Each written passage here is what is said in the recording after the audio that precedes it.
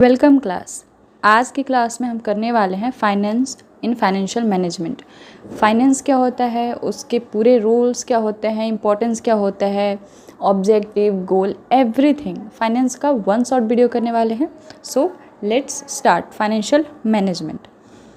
सबसे पहले देखते हैं कि फाइनेंस क्या होता है। फाइनेंस जो है मैनेजमेंट का मनी और जितने भी एसेट्स होते हैं उनको इफ़ेक्टिवली मैनेज करना, इस वे में मैनेज करना ताकि रिस्क जो है वो ऑर्गेनाइजेशन का मिनिमम हो और रिटर्न प्रॉफिटेबिलिटी मैक्सिमम हो। ठीक है, सो किसी भी ऑर्गेनाइजेशन के फाइनेंस को मैनेज करना, उसके एसेट्स को मैनेज करना फाइनेंस मैनेजमेंट कहलाता है। ठीक है, इसके कुछ कॉन्सेप्ट होते हैं, कुछ कोर एरियाज़ होते हैं जिसमें वो वर्क करता है। पहला है पर्सनल फाइनेंस। ठीक है, शेयर होल्डर्स, जो मैक्सिमम शेयर होल्डर होता है उसके फाइनेंस को मैनेज करना, कॉर्पोरेट फाइनेंस और पब्लिक फाइनेंस। अब देखते हैं कि फाइनेंशियल मैनेजमेंट क्या होता है। ठीक है, फाइनेंशियल मैनेजमेंट जो है वो प्लानिंग है, ऑर्गेनाइजिंग है, डायरेक्टिंग, कंट्रोलिंग, किसको? तो फाइनेंशियल एक्टिविटी को।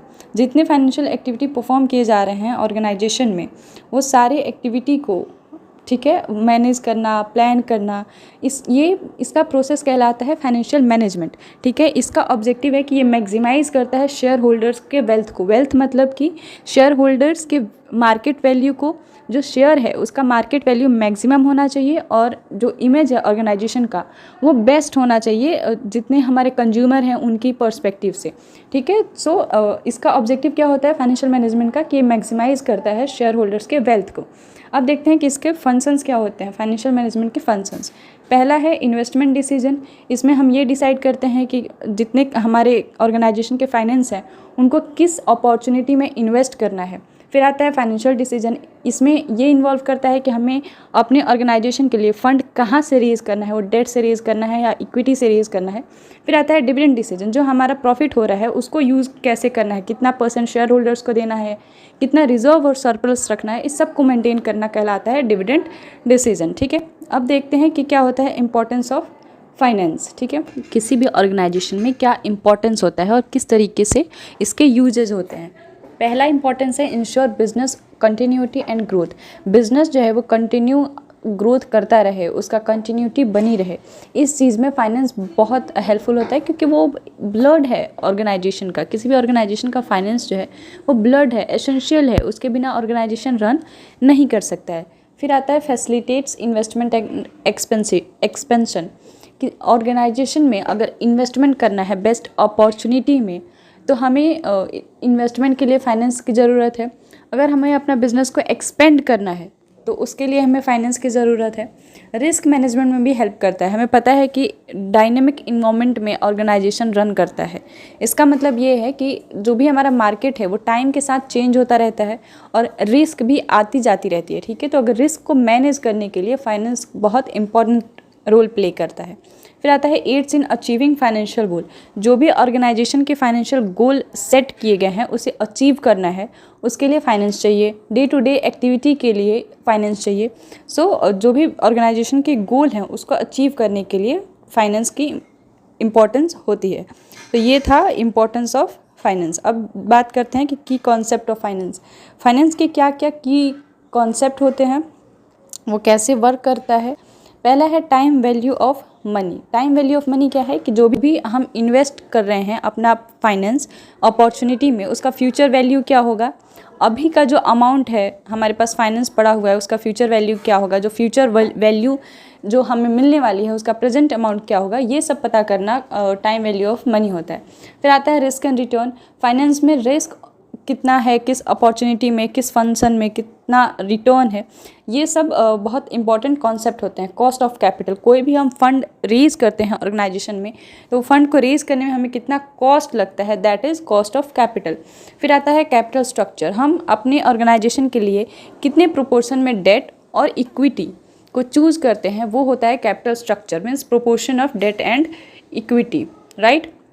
फिर आता है working capital management. Working capital management means management of current assets and current liabilities, right. तो ये था कि की कॉन्सेप्ट ऑफ फाइनेंस। अब बात करते हैं कि क्या होते हैं सोर्स ऑफ फाइनेंस। हम फाइनेंस को कौन कौन से सोर्स से अपने ऑर्गेनाइजेशन में फ़ंड कर सकते हैं, किस तरीके से हम अपने ऑर्गेनाइजेशन में सोर्स कर सकते हैं फंड्स का।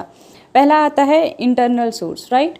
इंटरनल सोर्स क्या होता है कि रिटेन्ड अर्निंग्स, डेप्रिसिएशन, ये फाइनेंस के इंटरनल सोर्स हैं। फिर आता है एक्सटर्नल सोर्स। एक्सटर्नल सोर्स कौन कौन से हैं? Equity capital, debt, venture capital. Equity capital में क्या होता है कि हम अपना शेयर मार्केट से फंड उठाते हैं। डेट में क्या होता है कि हम बैंक से लोन लेते हैं, डिबेंचर होता है, वेंचर कैपिटल होता है। ये सब जो है वो एक्सटर्नल सोर्स है जिससे हम अपने ऑर्गेनाइजेशन के लिए फंड रेज करते हैं। फाइनेंशियल प्लानिंग और कंट्रोल क्या होता है? फाइनेंशियल प्लानिंग कैसे की जाती है, उसे कंट्रोल और मॉनिटर कैसे किया जाता है? पहला है बजटिंग। हम अज्यूम करते हैं कि हमारा फ्यूचर में इस प्रोडक्ट के लिए, इस प्रोडक्शन एक्टिविटी के लिए कितना एक्सपेंडिचर होने वाला है, कितना रिटर्न आने वाला है, ये सब का हम अज्यूम जो है वो स्टेटमेंट बनाते हैं, वो कहलाता है बजटिंग। फोरकास्टिंग है वही अज्यूम करना, एक लिमिट सेट करना कि कितने लिमिट तक हमारा एक्सपेंडिचर होने वाला है, कितने लिमिट तक एक्सपेंस होने वाला है। फिर आता है फाइनेंशियल एनालिसिस। फाइनेंशियल एनालिसिस क्या है कि हम फाइनेंस को एनालाइज करते हैं कि फ्यूचर में हमारा फाइनेंस कितना हमें रिटर्न देने वाला है, क्या उसकी फ्यूचर वैल्यू होने वाली है। फाइनेंस को एनालाइज करना, अपॉर्चुनिटीज़ के वैल्यू को, रिटर्न को एनालाइज करना फाइनेंशियल एनालिसिस कहलाता है। फिर आता है इंटरनल कंट्रोल। इंटरनल कंट्रोल मतलब हम अपनी डे टू डे एक्टिविटी में, अपने एक्सपेंडिचर में कितना कंट्रोल कर सकते हैं, कितना कॉस्ट को मिनिमाइज कर सकते हैं, कितना रिस्क को कंट्रोल कर सकते हैं, ये होता है इंटरनल कंट्रोल। अब आता है role of financial manager. First है फाइनेंशियल प्लानिंग। ऑर्गेनाइजेशन में जितने फाइनेंस की प्लानिंग की जाती है कि फाइनेंस कहाँ पे यूटिलाइज करना है, किस अपॉर्चुनिटी में इन्वेस्ट करना है, कहाँ कहाँ यूजेज होगा, वो सारा फाइनेंस का प्लानिंग करना फाइनेंशियल प्लानिंग में आता है। सेकंड आता है इन्वेस्टमेंट एनालिसिस। हम जो इन्वेस्टमेंट किए हैं या जहाँ पे इन्वेस्टमेंट करने वाले हैं उसको एनालाइज करना कि उसका हमें फ्यूचर वैल्यू क्या मिलने वाला है, अभी प्रेजेंट वैल्यू कितना है, ये सारी चीज़ों को एनालाइज करना फाइनेंस मैनेजर का काम होता है। फिर आता है capital structure design. Capital structure सब सेट करना, ये इंपॉर्टेंट रोल होता है फाइनेंशियल मैनेजर का। और फोर्थ आता है मैनेजिंग कैश फ्लो। ऑर्गेनाइजेशन में कितना कैश का फ्लो हो रहा है, कितना आउटफ्लो हो रहा है, कितना कैश का इनफ्लो हो रहा है, ये सब को मैनेज करना ताकि एक्सेस एक्सपेंडिचर ना हो या फिर कहीं पे लैक ऑफ रिसोर्सेज ना हो। ये सब कैश के फ्लो को मैनेज करना ऑर्गेनाइजेशन का, ये काम होता है फाइनेंस मैनेजर का। फिर आता है फाइनेंशियल रिपोर्टिंग। एक रिपोर्ट प्रिपेयर करना, एक स्टेटमेंट प्रिपेयर करना जो शो करता हो, जो इंटरप्रेट करता हो कि फाइनेंशियल जो हमारा जितना डाटा है उसका यूजेस कहाँ कहाँ पे हुआ है, किस तरीके से उसको यूज़ किया गया है, एक्सपेंड किया गया है, प्रिपेयर किया गया है। सो ये आता है फाइनेंशियल रिपोर्टिंग में। ये था रोल ऑफ फाइनेंशियल मैनेजर। फिर आता है फाइनेंस वर्सेस अकाउंटिंग। फाइनेंस क्या होता है और अकाउंटिंग क्या होता है, राइट। अब देखते हैं कि फाइनेंस जो है वो फॉरवर्ड लुकिंग है। इसका मतलब है कि हम फ्यूचर में क्या करने वाले हैं, कैसे यूज़ करने वाले हैं इन्वेस्टमेंट को, फंड्स को, अज्यूम डाटा के बेस पे, ये आता है फाइनेंस में। अकाउंटिंग में क्या आता है? अकाउंटिंग में आता है कि हिस्टोरिकल फोकस्ड है, जो यूज हो चुका है उस डाटा को प्रिपेयर करना और उसको एनालाइज करना कि हम उसके बेस्ड पे डिसीजन मेकिंग कैसे ले सकते हैं। So that is historical focus. फिर आता है फाइनेंस में decision making. Okay, decision making क्योंकि हम अकाउंटिंग के बेस पे फाइनेंस को प्रिपेयर करते हैं तो हम पास्ट के डाटा के बेस पे डिसीजन ले सकते हैं कि हम इस ईयर इस प्रोडक्ट एक्टिविटी में क्या क्या चेंज कर सकते हैं। बट अकाउंटिंग में हम कोई चेंज नहीं कर सकते। क्यों? क्योंकि ये रिकॉर्ड कीपिंग है, ठीक है।